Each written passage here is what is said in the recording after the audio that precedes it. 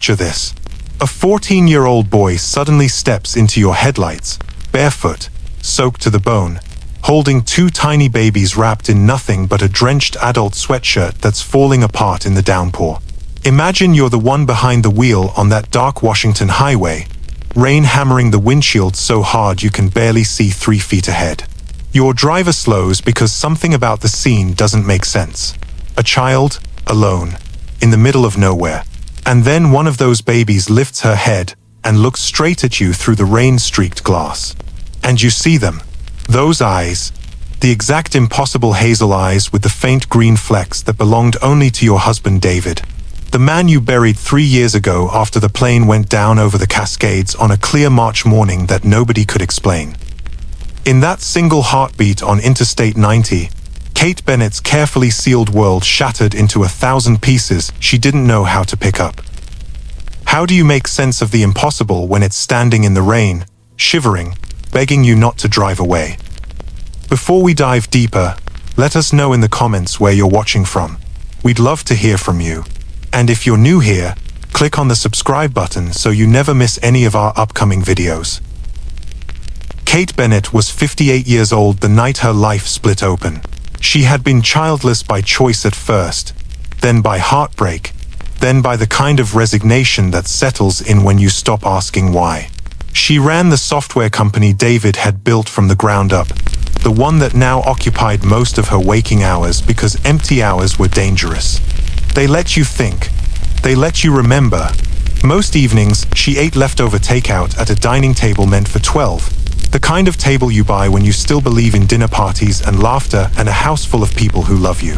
Now it was just her and the refrigerator hum, louder than any conversation she'd had in months. David died in the Cascades in March of 2022. The plane went down on a clear day, the kind of day that made the crash feel even more impossible, like the universe had looked away for just a moment and everything good had slipped through its fingers. They never found all the pieces, only enough to bury, only enough to close the books and sign the papers and move forward, whatever that meant. No siblings, no cousins, no children. Just Kate and the quiet certainty that some stories end before they're finished, and you don't get to write the last chapter no matter how much you beg.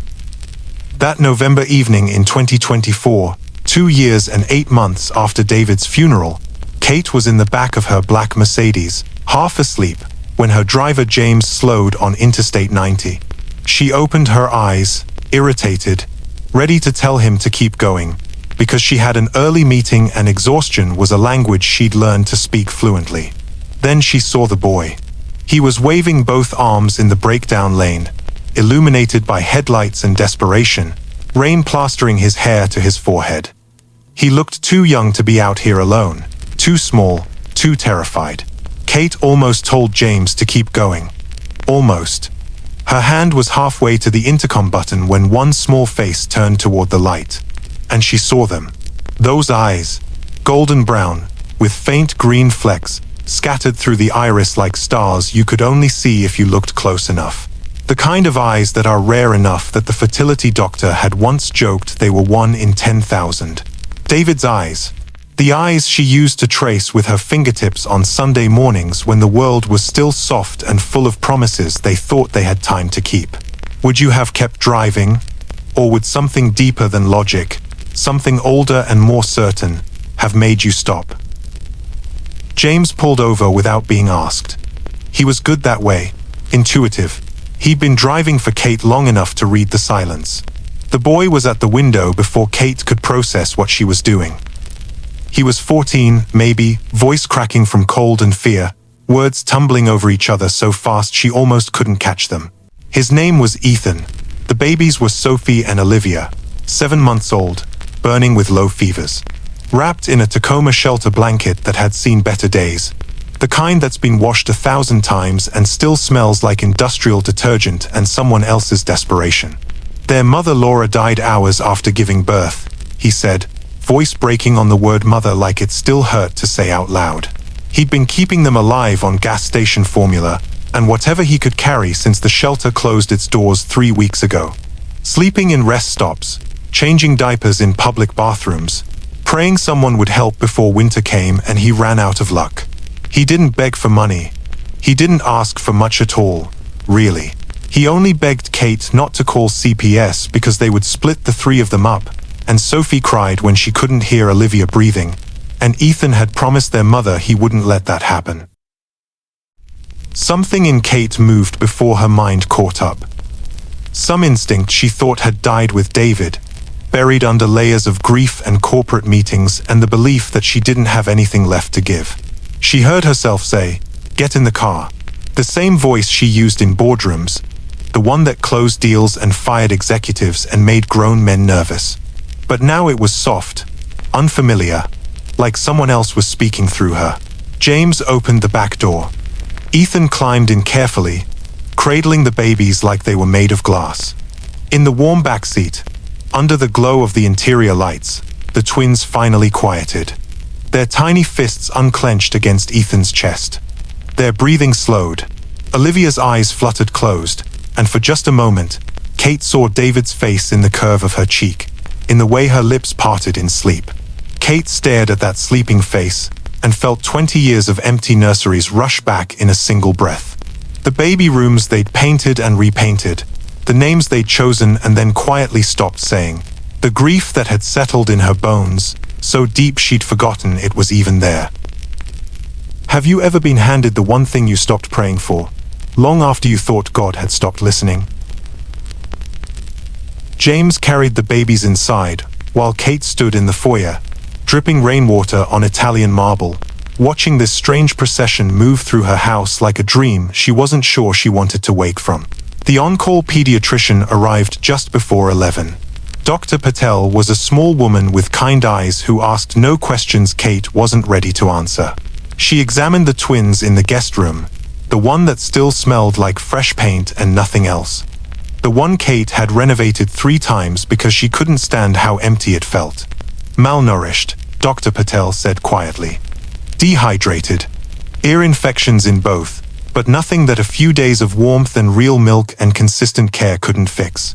She left instructions, phone numbers, a look that said, "I don't know what you're doing, but I hope you know what you're doing." Kate offered Ethan the bedroom across the hall, clean sheets, soft pillows, a door that locked if he wanted privacy. He nodded politely, thanked her in that careful way that suggested he'd learned early not to expect kindness, and then fell asleep on the carpet beside the cribs instead, one hand reaching through the bars to touch Sophie's fingers. Kate didn't sleep. She kept walking back to David's study, the one she hadn't changed since the funeral because changing it felt like erasing him. She opened the safe with trembling fingers. Inside was the NTSB folder from the crash investigation. The one with the lock of his hair sealed in a small plastic bag.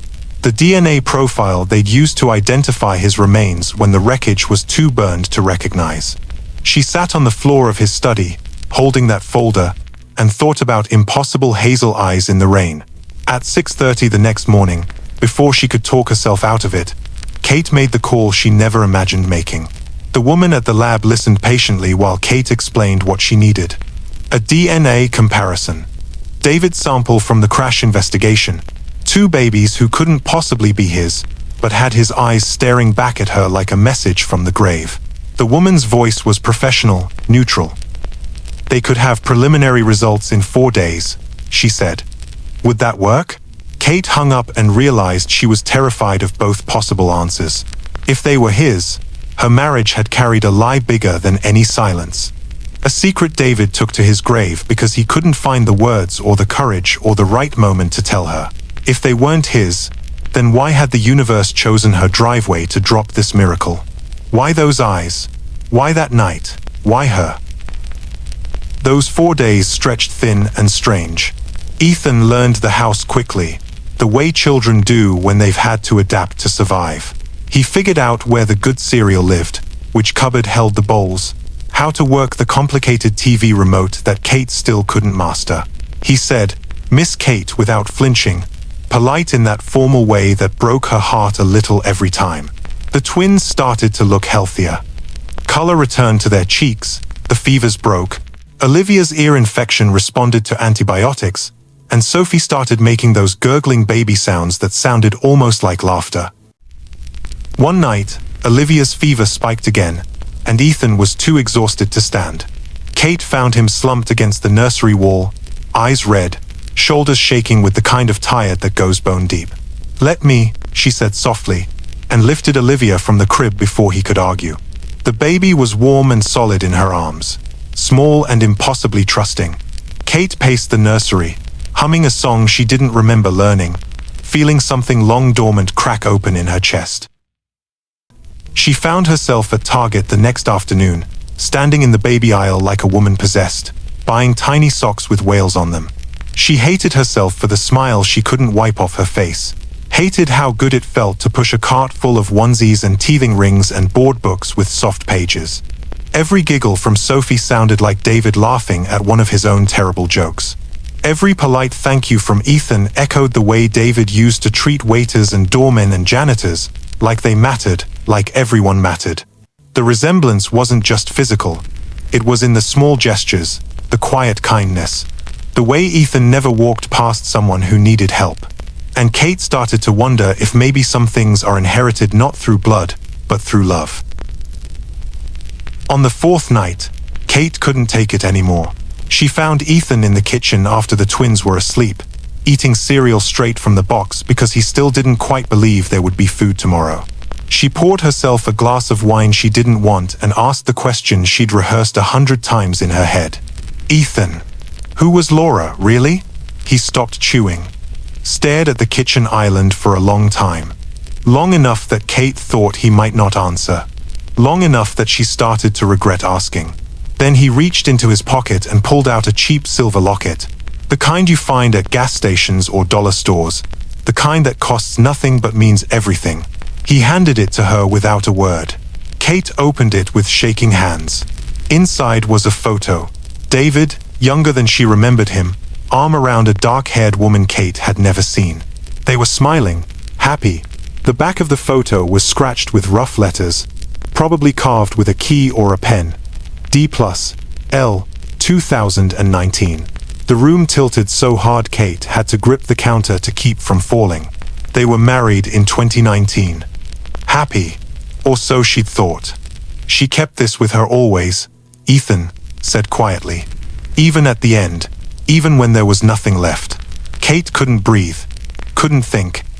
The wine glass slipped from her hand but didn't break, just rolled across the counter in slow motion while her world rearranged itself into something unrecognizable.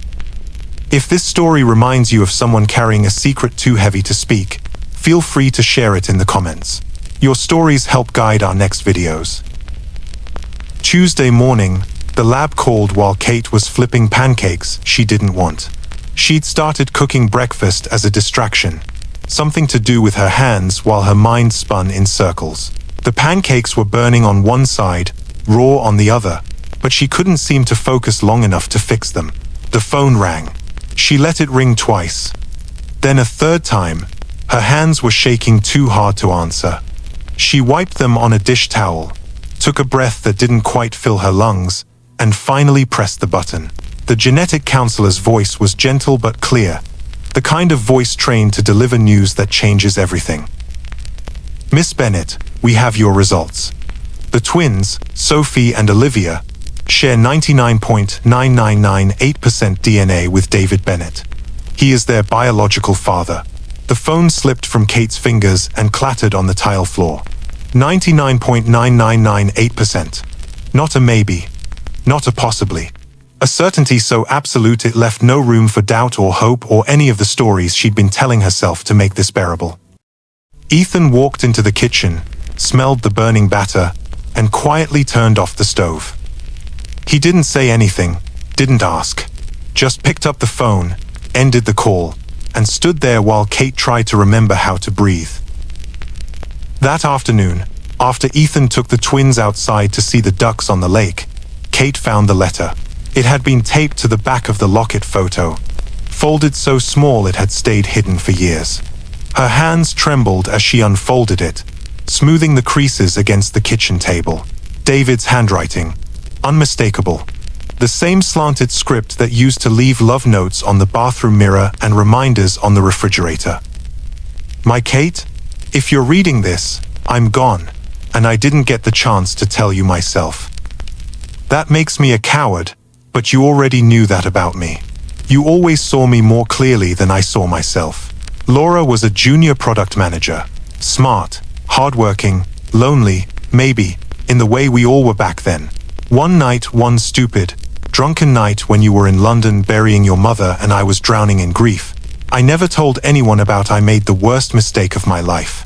I'm not asking for forgiveness, I'm just trying to explain, if explanations even matter anymore. When she told me she was pregnant, I supported them. Quietly, paid every bill, set up the trust. I planned to tell you when the company went public and the timing felt less like a bomb and more like something we could survive together. I know that's not an excuse. I know I should have told you immediately, but I was terrified of losing you, Kate. Terrified that this one night would erase 20 years of mornings and inside jokes and the way you still made me laugh when nothing else could. The twins were born 7 months ago. I haven't met them yet. Laura wanted me to wait until she was ready, until she figured out how to explain this to her son. I respected that. It was the least I could do. If I don't make it back from this trip, please know, I never stopped loving you. Not for a second. Not even when I was making choices that hurt you in ways you didn't even know about yet. Take care of them if you can. They're innocent in all of this. They deserve better than the mess we made. I'm sorry doesn't cover it. But I'm sorry anyway. Love always, David. Kate read the letter 7 times, sitting on the kitchen floor where the phone had fallen, where her life had shattered for the second time in 3 years. Each time she read it, the anger she'd been holding on to loosened a little more. The betrayal she'd expected to feel never quite arrived. Instead, there was something else. Something bigger and more complicated and impossibly, achingly sad. If you're feeling the weight of this turning point, tap the like button. It helps the channel grow and reach more people who need to hear stories like this. Kate found Ethan in the living room, teaching the twins to clap. Sophie and Olivia sat propped against pillows, their tiny palms smacking together with proud concentration, faces lighting up every time Ethan cheered for them. He was patient, gentle, the kind of big brother who'd learned to parent before he learned to be a child. Kate stood in the doorway, watching this small miracle unfold in her living room. The house that had been silent for so long now filled with baby laughter and teenage encouragement and the sound of something like a family learning how to exist. She sat down on the rug without saying anything, just lowered herself to the floor, her business suit wrinkling, her carefully controlled composure cracking at the edges. Ethan looked at her, and something in his expression shifted, softened, like he understood without being told. Kate pulled all 3 children against her chest. Sophie, Olivia, Ethan. Held them so tightly she was afraid she might break them, afraid they might disappear if she loosened her grip even for a second. And then she cried. She cried the way she hadn't since the memorial service, when she'd stood in front of 200 people and delivered a eulogy without shedding a single tear because crying felt like admitting he was really gone. Her shoulders shook, no sound at first, just silent, heaving breaths. Then everything at once. Gasping sobs that came from somewhere so deep she didn't know she still had access to it. But here's the thing. She wasn't crying from betrayal. She was crying from relief, so deep it felt like drowning in reverse. Like surfacing after years underwater, lungs burning, finally gasping air. David had never stopped loving her. He'd just run out of tomorrows before he could fix his worst mistake. The letter made that clear. The trust he'd set up made that clear. The way he'd supported Laura without asking for anything in return. The way he'd planned to tell Kate when the timing wouldn't destroy them both. It all pointed to a man who'd made one terrible choice and spent every day after trying to make it right. Kate whispered into Olivia's soft hair, her voice cracking, "I'm sorry. Sorry to the twins for the years they'd never know their father. Sorry to Ethan for the weight he'd carried alone. For the nights he'd spent terrified and hungry and wondering if anyone would ever help. Sorry to David for the anger she no longer had room to hold."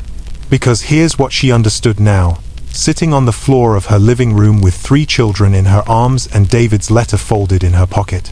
Some love arrives broken. Some love comes with mistakes so big you think they'll crush you. But that doesn't make the love less real. It just makes it human. What do you think you would do in a situation like this? Share your thoughts below. We read every comment. 1 year later, the Mercer Island house finally sounds like a home. There are plastic toys in corners that used to collect only dust. Fingerprints on every window that faces the lake, small and sticky and impossible to keep clean. The dining table that used to echo with silence now holds coloring books and sippy cups and half-finished puzzles. Ethan is 15 now, learning to drive a stick shift in the same driveway where David once taught nervous executives how to parallel park. He's patient behind the wheel, careful, the way he is with everything. Kate sits in the passenger seat, hands gripping the door handle, laughing when he stalls at the stop sign for the third time. Sophie and Olivia race barefoot across the hardwood floors, their voices echoing through rooms that used to swallow sound. They yell, "Nana," at the top of their lungs when Kate walks through the door, launching themselves at her legs with the kind of trust that only children have, the belief that someone will always catch them. Legal guardianship came through 6 months ago. The lawyer said it was one of the easiest cases she'd ever handled. The trust David had set up for any future children now carries 3 new names: Ethan Michael Harper, Sophie Grace Bennett, Olivia Rose Bennett. Every Sunday, Kate drives to the cemetery with grocery store daisies because David always said expensive flowers were a waste when the cheap ones died just as beautifully. She sits on the grass beside his headstone and tells him everything. About Sophie's first steps, wobbly and determined, straight into Ethan's arms. About Olivia's first lost tooth, which she put under her pillow and then cried about because she wanted it back.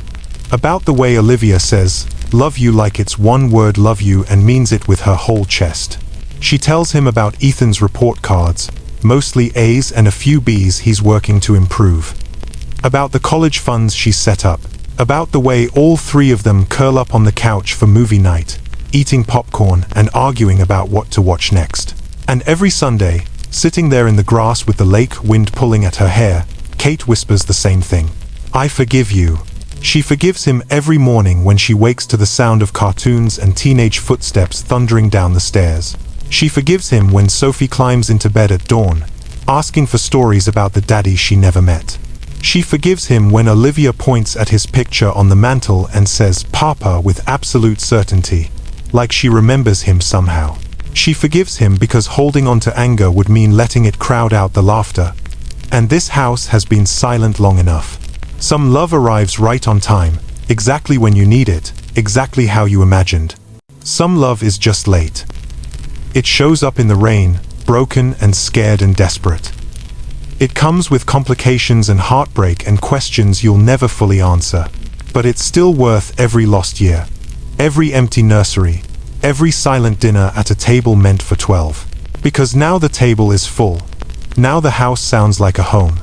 Now Kate knows what it means to be loved by children who chose to stay even when leaving would have been easier. If this story reached inside your chest and squeezed something loose, leave a heart in the comments if you believe second chances can find us even through grief and rain. And hug the people you still have. Call them, text them, tell them you love them. Because none of us know how many quiet mornings are left.